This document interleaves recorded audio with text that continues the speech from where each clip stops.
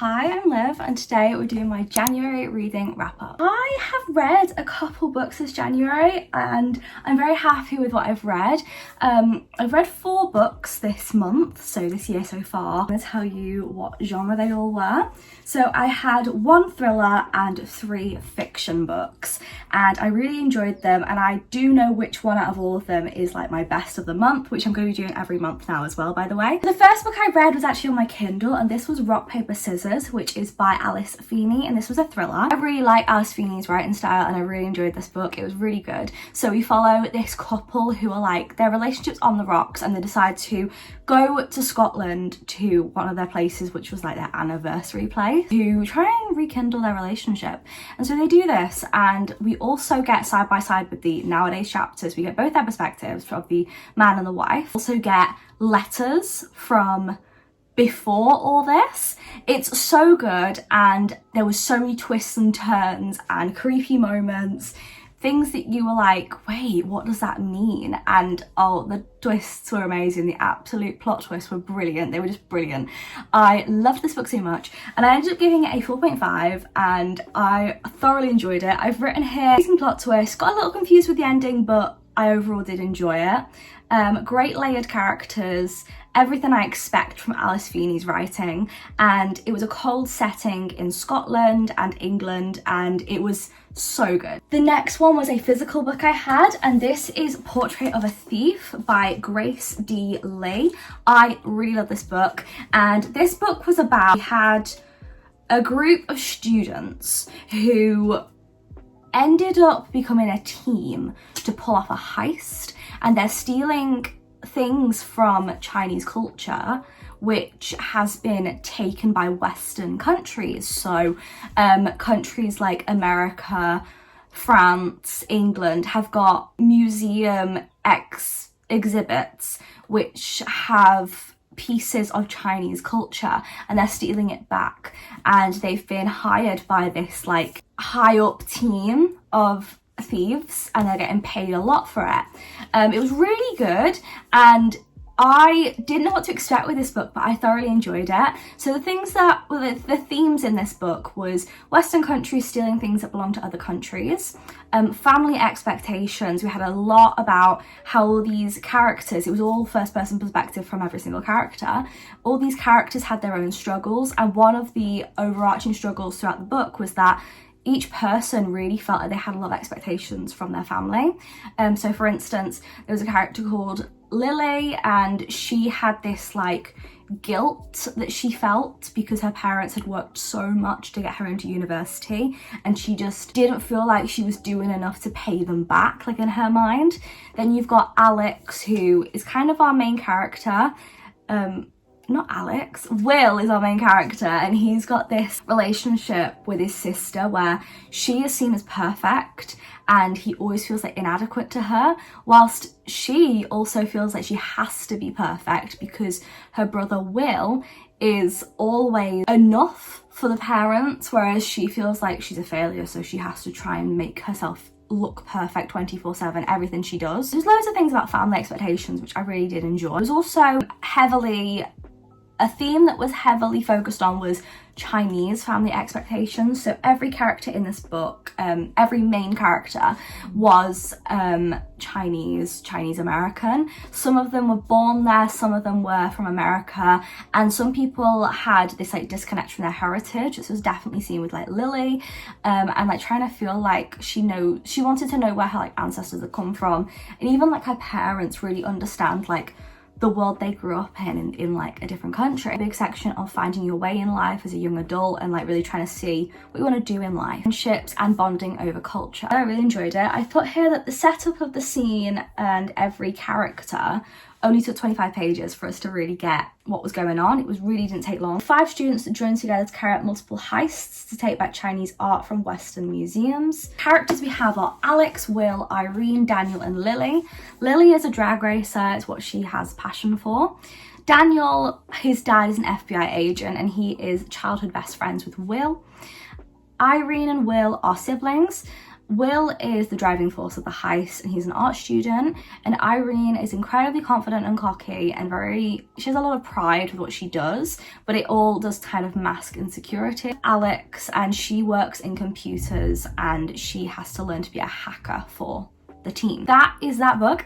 I gave that book a 4.5 and I really enjoyed it. It was so good. I would highly recommend. They actually sold this in the works. I got this for I think £2.50, so go check it out. It's really good and I enjoyed it thoroughly. Next, I have a book that I'm kind of on the fence since I've read it, and I really like my opinions just all over the place. So the book that I read was All the Broken Places by John Boyne, and this is the book. I am still like on the fence with this book. So many plots, like it was not like a straightforward plot. There was like so many things, and we basically followed this girl called Gretel, and we see Gretel, we watch her go through her life from the age of like 14 till about, well, till like her 80s. So we get to watch her life. This book actually follows on from The Boy in the Striped Pajamas, and Gretel is the sister of Bruno. This book starts with the end of the war in Germany, and this girl Gretel and her mum, who we do see in the first book of course, have to escape Germany to escape being,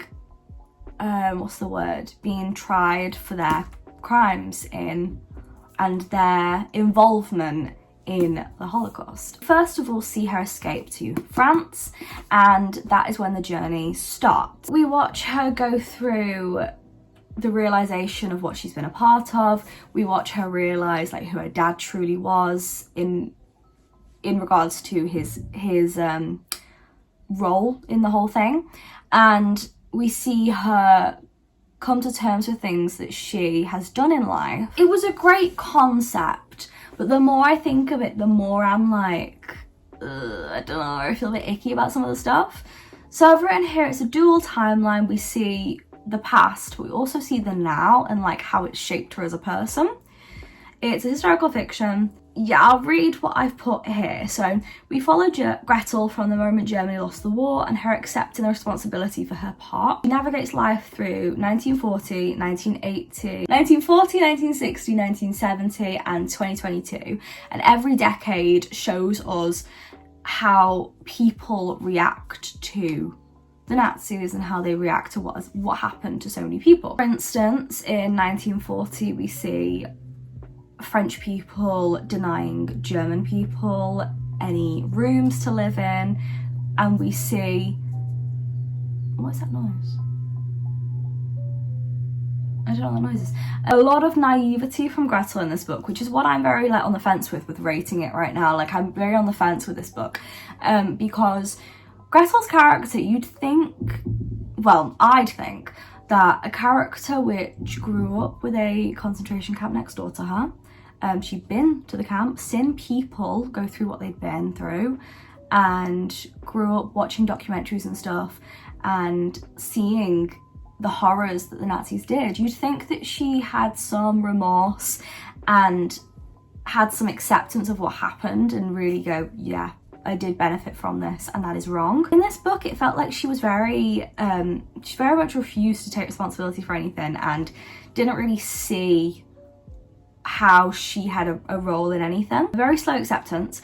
And I put here my opinions. At times, Gretel frustrated me with her lack of accountability until we understand her upbringing. I did like witnessing the growth from her. David's story was a great section. I really enjoyed that. The best chapter was probably The Boy. It was written with such childish innocence, her naivety, believing in her dad's word, thinking these naive thoughts about the prisoners, and we really get to see her perspective of when she was a kid. I did enjoy that. I did think it was a very good chapter. I enjoyed the character flashbacks.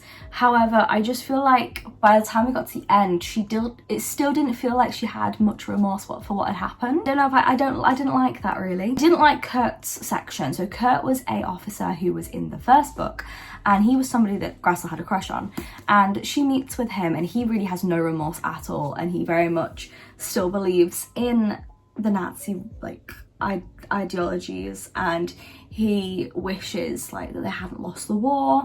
And I didn't like that section because we almost got a section, like we'd actually got quite a good arc for this Gretel, this girl, and then Kurt's section kind of like dropped her back to like where she was in the start. And the reason I say that is because we find Gretel in this section saying and admitting that, yeah, in a way she does kind of wish that they hadn't lost the war and that she could go back to how things were. And I don't know, I just felt like the author could have written it a bit different, and I just felt like it was obviously it's a very serious subject. I just felt like if you're gonna write about the Nazis, like maybe I don't want to say glorify them, because it didn't quite do that, but like in a way it also kind of did. I just felt very on the fence, and the more I think about this book, the more I'm like, do I give it a 3.5?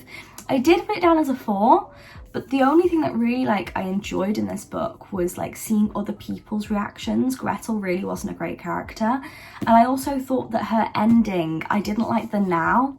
I thought it was very random for me. So yes, I didn't really like the now, but all the flashbacks and stuff were decent, and I liked the pacing. I read one more book, and this one I've really done some like detailed notes on, if you can see.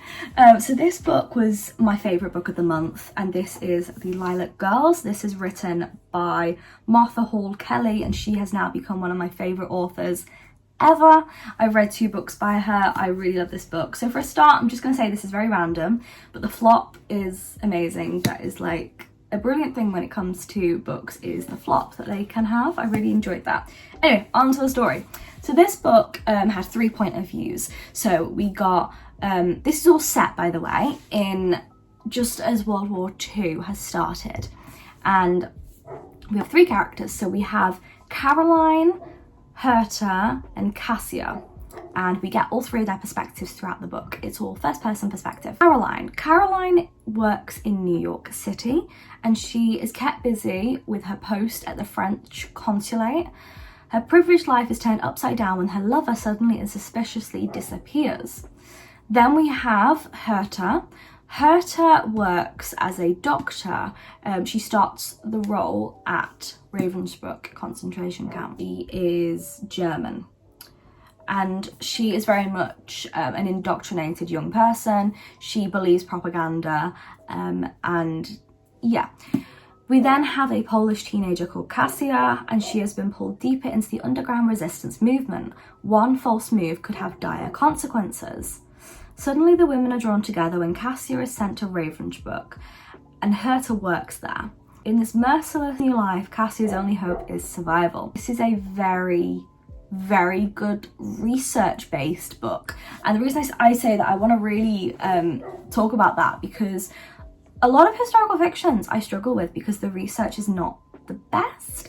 But Martha really managed to get the research perfect. Like, I put here factual info into the experiments, factual on living conditions in concentration camps, and I thought that she did a very good job in her research. This is a topic that I've done a hell of a lot of research in, and so I did know quite a lot of stuff before going into this. Just life in general for people in World War II who lived in occupied,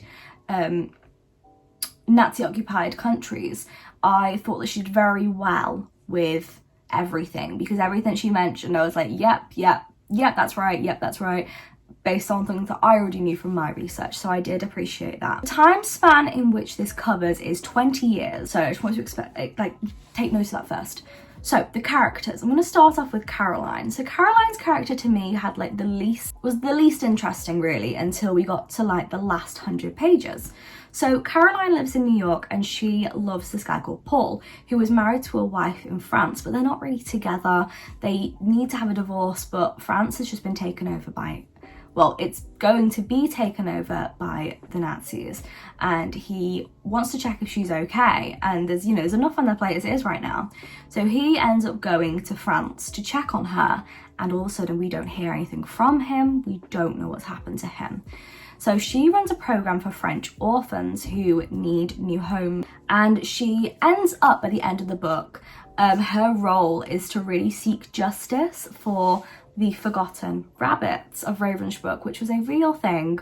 the rabbits was a nickname for women who had been experimented on in Ravensbrück, and she tried to seek justice for people. And her character is actually based on a real person. Then we have Herta. So Herta is German, and she is a woman who has very clearly been indoctrinated into the Nazis' ideals and ideologies. So she believes in Nazi propaganda about Jewish people, and she starts to try and have a medical career. Now, careers for women did change in Germany at this time, and we were kind of seen as people who should just live at home, not work, and be mothers. So she finds that it's more difficult now than it was before. So she becomes a Nazi doctor at Ravensbrück camp, which she is told that is a re-education centre, and obviously it's not. She becomes a Nazi doctor and leads the rabbits operations, and she is very bitter and in denial to the end, which I did think was appropriate for this book. So Herta's character very much believed everything that Hitler was selling. She thought that she was doing everything for the greater good of people. She truly was a horrific person, and if this character is based off a real person, there was a person called Herta Oberhausen who was a doctor in the camps, and yes, she did the operations. We see her go from somebody who does believe in the propaganda, is shocked at what she's seeing when she starts working at this place, but then by the end really just sees it as a normal thing to have done this to people. So her character is very interesting, and I did think it was written very well, and I did like the ending. And then we have Cassia. So Cassia's character isn't a real character, but it is obviously based off people who were in the concentration camps. So Cassia is Polish, and she is a teenager, and she ends up doing missions for an underground team in Poland. She ends up getting captured after a mission goes wrong alongside her friends and family. So she ends up having an operation go wrong, basically. And because she is with her mother, her sister, her best friend, and his sister, they all get arrested at the same time and taken to Ravensbrück. And we don't see her best friend for a very long time. So she is taken and she undergoes inspections, and it's a very horrific section. It's very hard to read, and I did have to put the book down quite a few times, but that's because it was written so well. It was written very accurately. There were some graphic scenes at this point. So there was a scene with a baby, and there was a scene with a dog. There are some graphic scenes in this book, so we'll just warn you about that now. We then see how roles were assigned for people with jobs, and then we start seeing about the rabbits, and I thought that the way it was told to us was very good.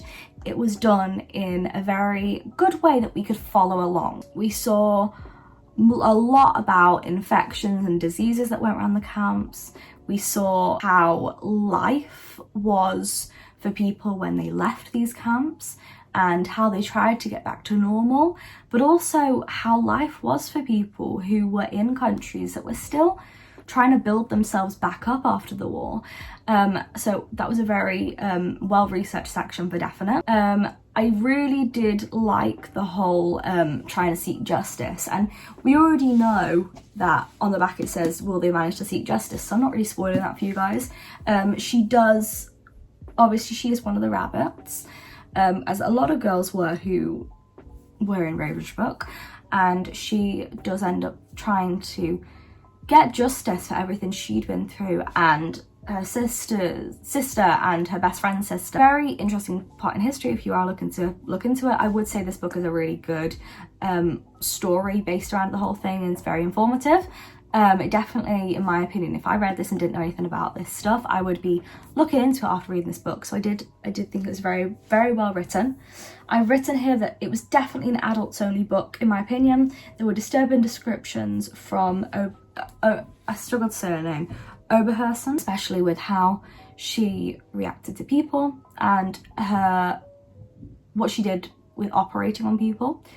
There was a lot of graphic scenes in this that were written very well indeed. That is why I would say it's an adult only book. It is very harrowing, but if you're looking at historical fiction, which is very much historical, a lot of information has been researched into, this book is very good. I think I also gave this a 5-star. Those have been all the books I've read this month. I hope you guys have enjoyed.